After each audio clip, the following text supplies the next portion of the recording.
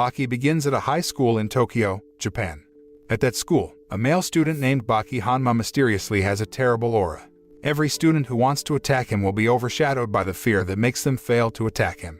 The strangeness was answered when an old man named Mitsunari Tokugawa came to his school and made a special request to the principal to meet him privately. In the private meeting, Tokugawa called Baki a champion, which made him feel annoyed. Tokugawa then tells him that soon there will be 5 special powers in the world that will come to Tokyo, so he must prepare himself. The 5 special powers referred to by Tokugawa are 5 convicts, each of whom will be executed as punishment for their crimes. The first inmates came from Agarathos Prison, a maximum security prison located on Tacoma Small Island, in Washington, D.C., United States. That night, dozens of police personnel were bringing a male death row inmate number 777 named Dorian to the place of execution. When he was about to be executed by hanging, a priest asked what his last wish was, and he replied that he wanted to taste defeat. After hearing his last words, the priestess, without saying anything, immediately executed him. After 10 minutes of Dorian being strangled by the leash, a male doctor came to check whether he was really dead. But it turns out he is still alive and immediately gets up to slaughter everyone in the room. When several police officers came to inspect the execution room, they were surprised by all members of the police, priests, and doctors hanging from ropes previously used as execution ropes.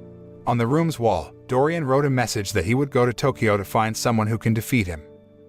The second inmate was a male death row inmate named Hector Doyle from the Cairo prison located on the outskirts of Glasgow in England. Doyle also said that he wanted to feel his final defeat when the executor asked what his last wish was. The executor arrogantly replied that he could not give Doyle defeat, but he could give him the last pain.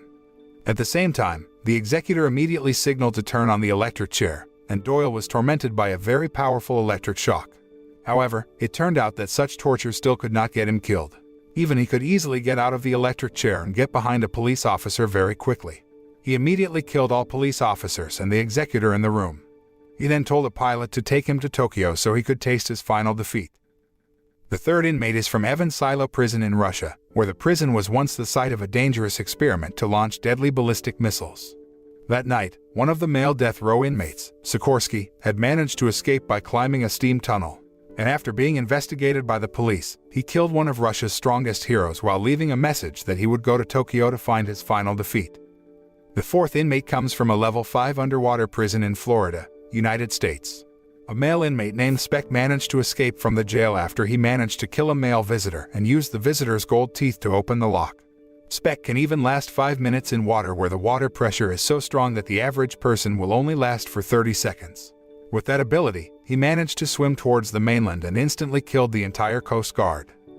On the other hand, in Japan, a dangerous convict locked in a bulletproof glass room named Ryuko Yanagi is known to often use poison gas as his primary weapon. That night, Yanagi asks the police officers on duty about the world's deadliest gas. However, the police guards were frightened and pointed weapons at him while asking him to back off. But instead of backing down, he, without much effort, could break the thick bulletproof glass as if it were an ordinary window pane. After killing all the police guards, he leaves a message saying he will go to Tokyo to find his final defeat. These 5 men were what Tokugawa meant as the 5 great powers which would come to Tokyo with the same ambition of finding their final defeat. Because of that, he asked Baki to always be prepared because the 5 people were not ordinary prisoners but very dangerous. And Tokugawa asked Baki to get ready because he was the strongest martial arts master in Tokyo and had become the champion of the underground battle arena. One day Baki is surrounded by several school thugs, each have good martial arts skills and the art of using a knife. However, Baki casually and without feeling the slightest bit afraid, immediately approached them and defeated them one by one. He can quickly disarm them and use them to attack the weapon's owner. When the last thug is about to shoot Baki with a gun, Speck suddenly appears and asks the thug hand over his gun. Speck fired the gun several times into his cheek without feeling any pain. Speck said he came to Tokyo to meet Baki, the strongest human in Tokyo, while trying to shake hands with him. But unexpectedly, the hand turned out to be a piece of the hand from Speck's previous victim. Without hesitation, he brutally beat Baki with multiple punches until he fell limply to the ground. Fortunately, several police officers came and immediately arrested him. But before Speck left, he immediately kicked Baki, who had gotten back up, saying they would meet again. On the other hand, there was a large, muscular man with long red hair named Yujiro Hanma who was watching the news on television about a dangerous inmate who had escaped from prison. Yujiro is Baki's father, the strongest man most feared by many combat troops around the world because of his extraordinary martial abilities. At the same time, Yanagi is meeting one of his old enemies named Goki Shibukawa, who is the inventor of the Jiu-Jitsu martial art, which can defeat the enemy by attacking vital points of the enemy's body.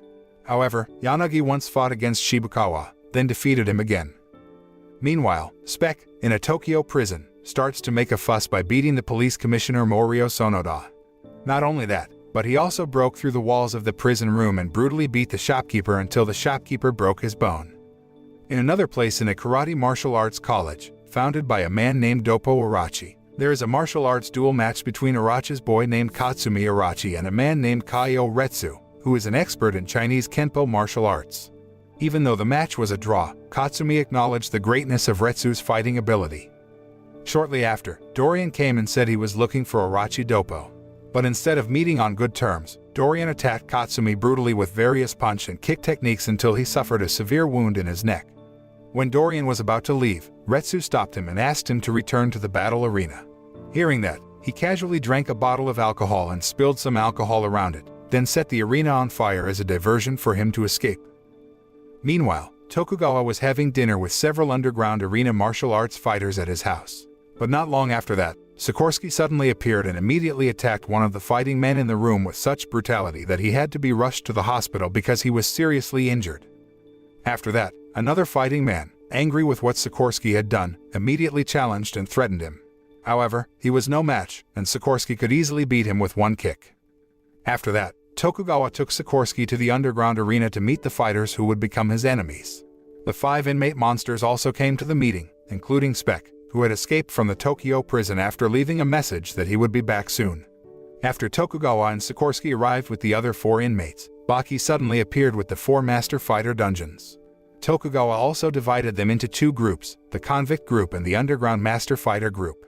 In Baki's group, there is Doppo Orochi, the founder of the largest karate school in Japan, and Kaoru Hanayama, the leader of the strongest Yakuza gangster in Japan. Then there are Shibukawa and Retsu, who previously fought Yanagi and Dorian. After that, Tokugawa gave information about the match tournament between 38 strong fighters he had held a year ago, in which 17-year-old Baki managed to come out as the winner.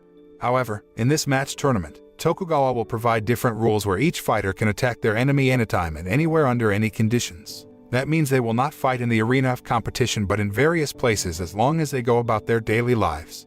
And that night, the match between the 2 groups was declared to have started.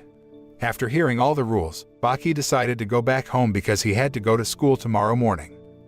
That night after the meeting was over, Doppo and Dorian were walking together when Retsu suddenly appeared and targeted Dorian as his first enemy. However, before Retsu could attack, Doppo had already attacked Dorian with his very powerful karate kick ability. Besides his strong attack ability, Doppo also has great defensive power. This can be proven by his technique successfully overcoming Dorian's bursts of fire. However, within seconds, his left wrist was suddenly severed by the titanium wire from Dorian's lighter. It turned out that the lighter was a special weapon that had been designed using titanium wire, which was very sharp and thin but had the strength to withstand a load of up to 200 kilograms. That was why Dorian allowed his body to be continuously attacked by Doppo, so he could attach the wire to Doppo's wrist and cut it. However, this was not a problem for Doppo because previously, he had lost his fingers while undergoing training through Radin. With his full power, he hit Dorian's face with his left arm bone until Dorian's facial bone cracked. When Dorian was thrown far away, he used the opportunity to leave for the time being and continue the fight next time. The next day, Baki is out on a date with a girl named Matsumoto Kozue, the daughter of the owner of the inn where he lives. They look nervous, but actually, they like each other. In the evening, when he was kissing her, Spec suddenly appeared behind them. Luckily, Kozue didn't notice Spec's presence because Hanayama quickly pushed him away from Baki's place. Apparently, Hanayama wanted Spec to be his opponent in this duel match. Spec excitedly, while grinning, accepted the challenge and charged straight at Hanayama. Spec should not underestimate him because he is a Yakuza leader who is accustomed to living in danger and can defeat all members of a rival Yakuza group alone. Spec immediately hit him relentlessly and even threw a park bench, but all of those attacks still couldn't weaken him. After that, Spec attacked Hanayama with a signature punch known to be very dangerous and deadly. Several years ago, he punched the Liberty statue hundreds of times until it nearly collapsed and had to be supported by very strong iron wires. This time, Spec repeatedly punched Hanayama so that he could only withstand the attack without being able to throw a punch. But apparently, after Spec finished with his fist, Hanayama knocked him out with just one hit until he fell to the ground. After that, Hanayama continued his attack with a powerful punch that was able to make Spec helpless. But before he landed his final blow, Spec had already blown his cheek with an explosive bullet he had stolen from a police officer. However, Hanayama could still stand up straight even though his face had been eroded by the explosion, and immediately hit Spec against a power pole until he was scorched. Not long after that, the police officers were surprised by Hanayama, who brought Spec, who was already helpless due to electric shock. However, their fight resumed when Spec, who had recovered, overturned the car driven by Hanayama and several police officers. The fiercer and more intense battle between them continues again. However, even after various attacks and tactics such as multiple punches, pistol shots, and lightning grenades by Spec, Hanayama won the match again. A few days later, Spec is still in a coma and still undergoing treatment at the hospital. His condition, which was previously very fit and looked like a 50-year-old man, has now turned into a very frail and aging man like he was already 97 years old. His dream to experience his last defeat has now been achieved. On the other hand, Baki seemed bored with his school lessons, so he kept yawning. This was seen by the principal, who immediately reprimanded and advised him that not all problems in this world could be solved with muscles. While hitting Baki on the head, the principal asked him to take lessons seriously and use his brain because human intelligence can exceed the limitations of human physical strength. Shortly after, Doyle suddenly appeared by breaking through the classroom window and directly hitting the principal.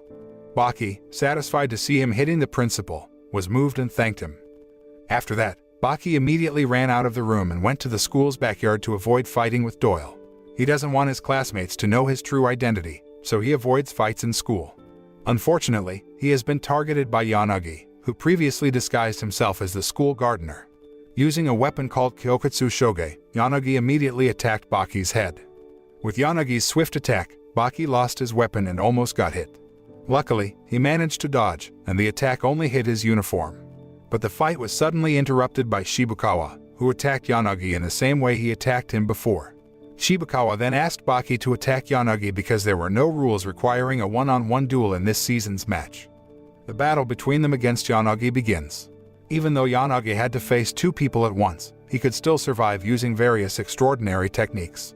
One of his techniques is to reduce the oxygen from the enemy, which he currently applies to Baki to make him fall unconscious.